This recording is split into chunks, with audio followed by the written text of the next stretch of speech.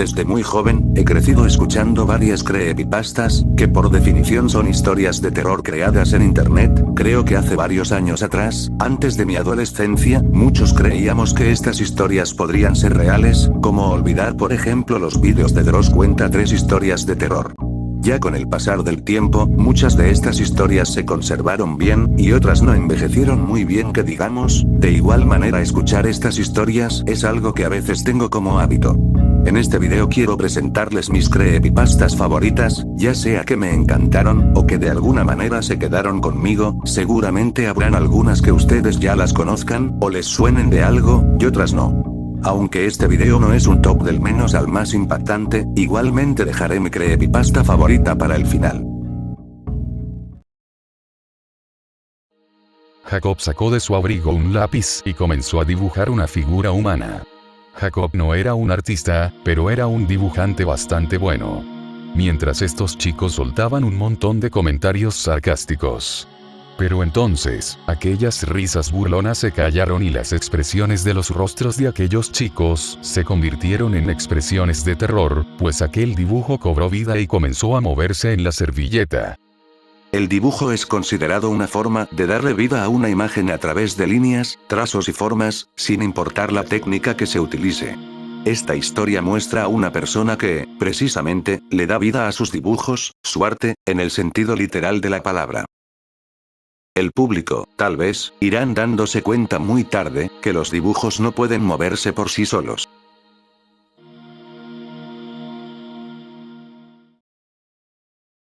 Corrimos alrededor del columpio, él riéndose y yo gritando y amenazándolo con escarparlo. Cuando tropezó, corrí hacia donde él yacía en la tierra, recogiendo un puñado de aire, apuntando mi dedo a su nariz y proclamando: "Tengo tu arma ahora". ¡Bam! La cabeza de Johnny explotó en un tremendo florecimiento de sangre carmesí, un cerebro color gris pizarra y trozos de cráneo que centelleaban bajo la puesta de sol. Mi mano cayó a mi lado, y me quedé mirando, boquiabierto, incapaz de entender lo que acababa de pasar. Alguien estaba gritando. En un inicio creí que debía de ser la madre de Johnny, hasta que ella abrió la puerta trasera y me di cuenta de que era yo quien estaba gritando. Inexplicablemente, pueden haber personas con, digamos, algún superpoder, por llamarlo de alguna manera. En la ficción ya hemos visto que ese tipo de poderes puede ser, tanto una bendición, como una maldición. Este joven en particular, con solo apuntar un dedo y pronunciar una palabra, es capaz de soltar el disparo de una bala inexistente. Por desgracia, esta habilidad en él, no la descubrió de la mejor forma.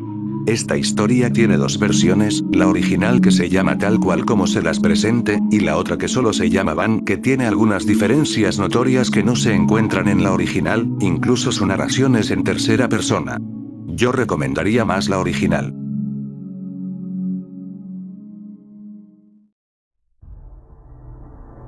Conforme veía la grabación de ella siendo escoltada al juzgado, ahí estaba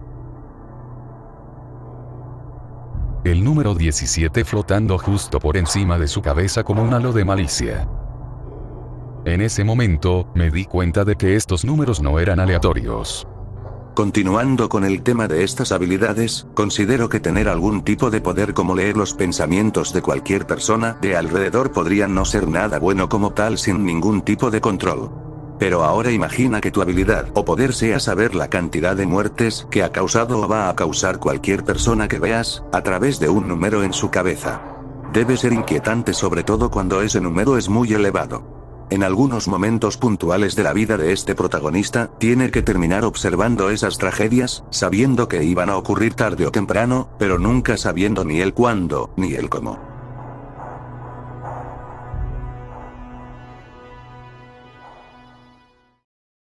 En este punto ya había entrado en pánico. Había algo realmente fuera de lugar en todo lo que estaba viendo, y no había ninguna explicación. Me salté la grabación hasta la parte en la que cerraba la tienda e iba a su automóvil. No se había robado nada, pero continué mirando, solo para asegurarme. Debía ser a medianoche. Repentinamente y sin previo aviso, exactamente a las 12:03. El rostro de Jeremy apareció en la imagen. No me refiero a que movió su cabeza y miró a la cámara, sino que en un segundo la tienda estaba completamente vacía, y al segundo siguiente, el rostro de Jeremy era todo lo que podía ver. No estaba mirando a la cámara, me estaba mirando a mí. De eso estoy seguro. La ambigüedad de esta historia es algo que me atrapó, hay detalles que se cuentan que dan una idea de lo que está pasando, pero aún así no hay mucha certeza de cómo o qué es lo que sucede realmente en la gasolinera y en las grabaciones de seguridad. He leído varios comentarios de esta historia tratando de buscarle una buena explicación, y aún así hay algunas diferentes perspectivas del por qué suceden las cosas, sin tener una conclusión completamente objetiva. La verdad no sé cómo explicarlo bien sin tener que dar varios spoilers. Yo, por mi parte, todavía me quedan dos preguntas, ¿qué es Jeremy? ¿Y por qué parece que puede afectar el tiempo? Me gustaría conocer las conclusiones de ustedes sobre esta historia y estas preguntas en los comentarios.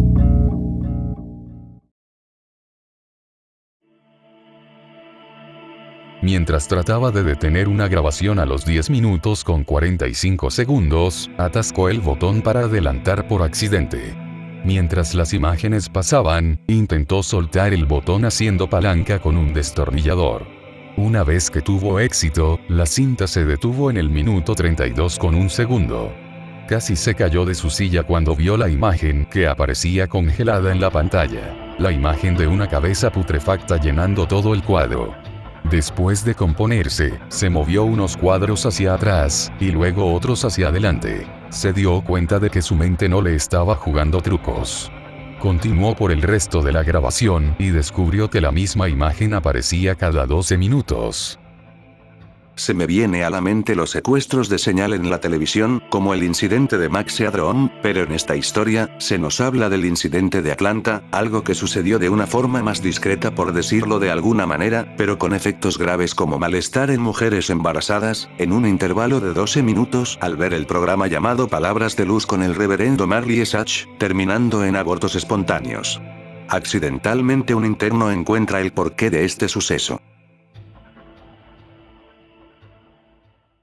No sé por qué eso me enojó tanto. Fue como si estuviera tratando de arrebatarme mi último placer egoísta. Tampoco sé por qué la seguí golpeando. Se merecía un mejor trato. Después de eso, mantuve a Cel en el armario para que no tuviera que ver las marcas en donde le había arrancado piel con la golpiza. Ojalá no hubieran hecho que el chasis metálico interno fuera tan blanco, se parece demasiado al hueso. No sé muy bien cómo describir más de esta historia de una manera que no suene algo rara, el título lo describe bien, aunque más allá de una persona cumpliendo sus fantasías agresivas con un robot femenino hecho de manera realista, la razón por la que llora fue lo que más me dejó pensativo. Que de por sí, eso no debería pasar. Esa es la única forma en que tiene sentido. Algún horrible monstruo marino, una serpiente del mar, algo que nunca vio la luz del día, se ha estado escondido en el oscuro fondo del desagüe de la pileta, y quiere comerme. Así que la pateo su piel resbalosa y gomosa y llena de venas, pero cada vez sale más del desagüe. Ahora quizás sea tan larga como mi pierna, pero aún me retiene el culo. Con otra patada estoy a unos 2 centímetros de lograr tomar aire. Todavía sintiendo que la serpiente tira de mi culo, estoy a 1 centímetro de escapar. Esta historia me da bastante cosa, sencillamente la perversión de este joven lo ha llevado a un accidente bastante desagradable de escuchar, que lo hizo perder una parte de sí. La historia fue creada por Chuck Palahniuk, el creador del libro del Club de la Pelea, un dato bastante curioso para mí.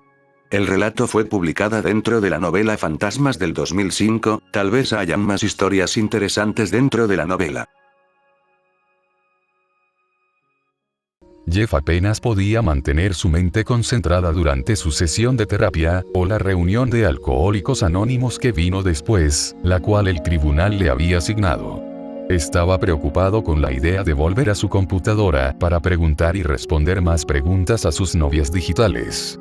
Cuando llegó el momento de tomarse de la mano y recitar el Padre Nuestro al final de la reunión de Alcohólicos Anónimos, estaba rumiando qué bebidas comprar a cada una de sus ansiosas amigas, privadas de sexo, cuando las conoció en el bar. Sus favoritas estaban convenientemente listadas en el Unive, la base de datos de chicas en el juego móvil, pero Jeff pensó que sería bueno mezclar las cosas para ellas también. Hacer una creepypasta que tenga que ver con un juego H y que el resultado sea muy bueno me parece un buen mérito. Realmente es una historia trágica. Tiempo después de la muerte de su pareja, el protagonista va pasando tiempo en un juego H que le mandó un amigo en común por correo. A medida que avanza la historia, se da más contexto de la vida y muerte de la pareja y las consecuencias que se le aproximaran al protagonista.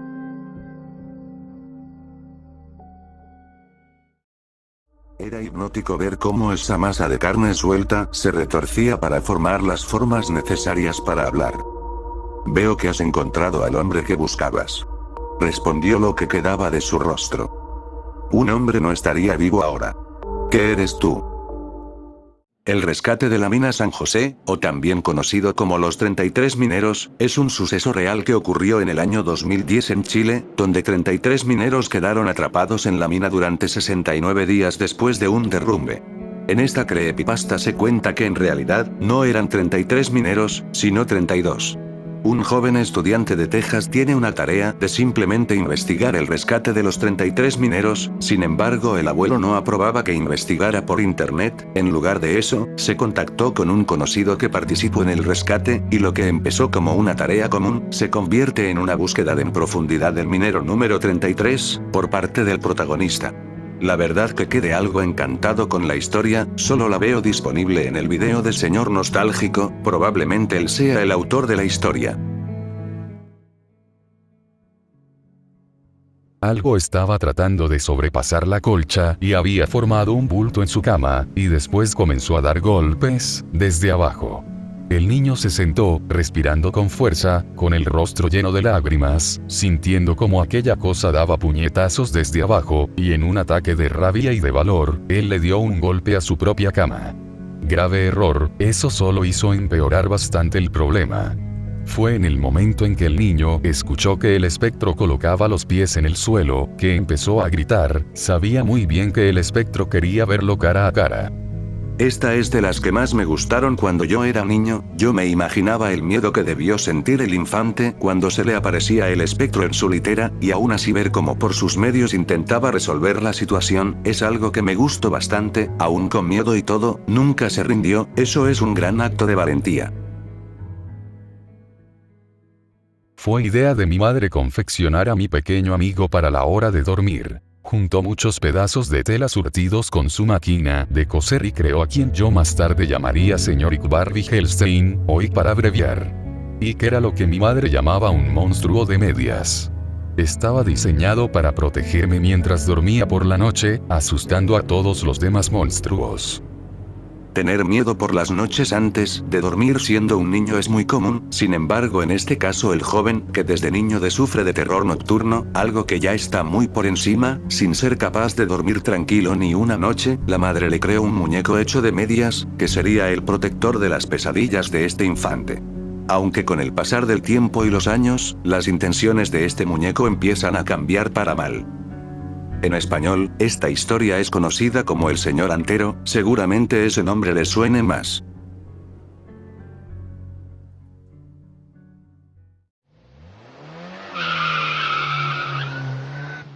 A lo lejos oí un leve chirrido que se apagó rápidamente, solo para ser reemplazado por una cascada de vibraciones atronadoras.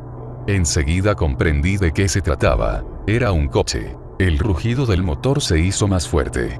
Y entonces pensé, no más fuerte. Más cerca. En cuanto me di cuenta, eché a correr hacia la valla, pero antes de que pudiera llegar muy lejos, oí un grito breve y entrecortado, y el rugido del motor terminó en un golpe sordo. Eché a correr, redoblé mis esfuerzos. Me preocupaba que quien hubiera chocado el coche pudiera acosar a Verónica. Algo o alguien se mantiene al acecho de este joven a lo largo de su vida, desde aquel día en el preescolar cuando se realizó una actividad, escribir una carta que se iba a atar a un globo flotando, dirigiéndose sin un rumbo hasta que alguien más la encuentre y la abra. A partir de allí, la vida le ha presentado situaciones peligrosas tanto para él, como para sus seres queridos y cercanos. Esta historia puede llegar a tocar temas delicados, por lo que al final, el impacto podría estar asegurado. El día que termine de escuchar esta historia, quedé impresionado y un poco melancólico, la verdad. Antes de que cualquiera de los dos pudiera hablar de nuevo, un hombre irrumpió en la habitación. Era obeso y estaba vestido con un sobretodo. Su rostro canoso se veía deformado por una ira hirviente. Estaba sosteniendo una escopeta en sus brazos. No hice nada. Chillé, en un tono agudo, mientras él avanzaba hacia nosotros. No debo estar aquí. El gran hombre me ignoró y, en su lugar, tomó al niño y lo presionó contra la pared. El niño gruñó cuando su espalda golpeó el concreto y sus ojos se levantaron para encontrarse con los del hombre canoso. Sin emitir palabra, este sujeto alzó su escopeta, la empujó contra la frente del niño y le voló los sesos. Después de un largo tiempo sin haber escuchado creepypastas, un día me topé con esta historia que ya me había salido en recomendado más de una vez, me di la oportunidad de escucharla y me atrapó, hacía tanto que no me quedaba pegado así en el asiento. Imagina que despiertas atrapado en un lugar, sin recordar nada anterior, con la presencia de personas afuera que no parecen muy normales que digamos. Muy de a poco vas recordando lo que te trajo hasta allí con el pasar del tiempo en ese lugar tétrico y tendrás que tomar decisiones demasiado arriesgadas, pero posiblemente siendo la única salida, solo si sale bien. El nombre de esta creepypasta me había dado una primera impresión diferente, y vaya que me agarro por sorpresa lo que cuenta, una gran historia. Nadie más que mi familia sabía que vivía con nosotros. Era nuestro secreto. Aprendí a sonreír cuando estaba con Tommy, al igual que mi hermana. Si él creía que éramos felices, parecía más relajado. Pero esa noche mi madre lo retó, eso cambió algo. Cada 2 meses, Tommy ejercía su autoridad sobre mis padres. Les ponía a prueba la paciencia y los nervios. La mayoría de las veces, mis padres se sometían humildemente a cualquier juego mental que él les hiciera. Casi siempre hacía o decía algo a Stepan y a mí. Siempre me incomodaba. A veces nos hacía sentar en su regazo mientras nos acariciaba el pelo. A veces le cantaba canciones raras a mi hermana sobre el amor. A veces nos hacía bañarnos juntos mientras él nos observaba. La tensión que genera la indeseable presencia de este sujeto en el hogar de esta familia es bastante alta. Cualquier descuido que vaya en contra de las reglas que el sujeto impuso, puede terminar en consecuencias horribles de pasar, sin límite alguno. Y muy por desgracia no se puede hacer nada para cambiar la situación por más que se intente, solo esperar a que algún día se vaya, con todo el horror que trajo junto a él. Esta creepypasta tiene 4 partes, 2 de ellas contadas por diferentes protagonistas. Tendrán incomodidad para rato.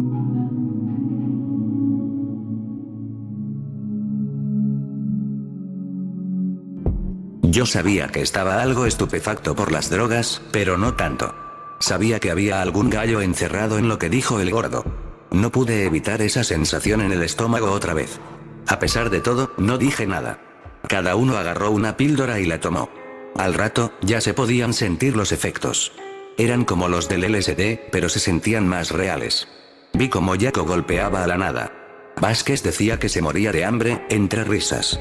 Ethan cantaba canciones de reggae, y vaya que el hijo de puta cantaba bien. Por mi parte, yo veía una silueta. Dan, no los dejes entrar.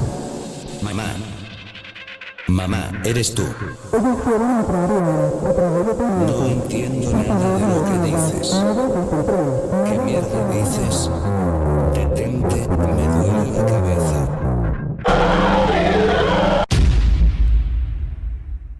Finalmente, llegamos a mi creepypasta favorita entre todas, contada en un video que te mete rápidamente en su ambiente desolador, que luego se va transformando en algo totalmente violento.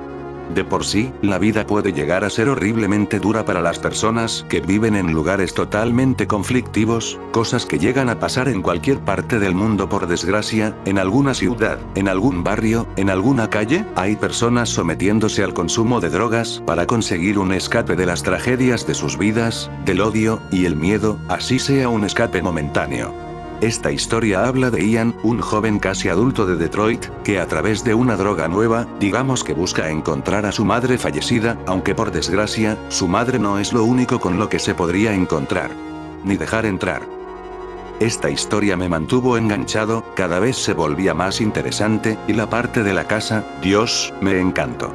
Esta es de esas historias que me encantaría ver en una película, me encanta la combinación entre las drogas y lo paranormal, por mi parte la recomiendo al 100%, admiro mucho la dedicación que se nota con la que se creó, es algo que debes ver por ti mismo.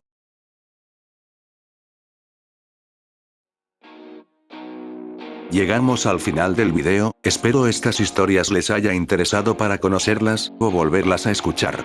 Y también quiero decir que quedé contento con el recibimiento del último video, espero pronto seguir haciendo mis demás vídeos planeados, se despide Cole, hasta pronto.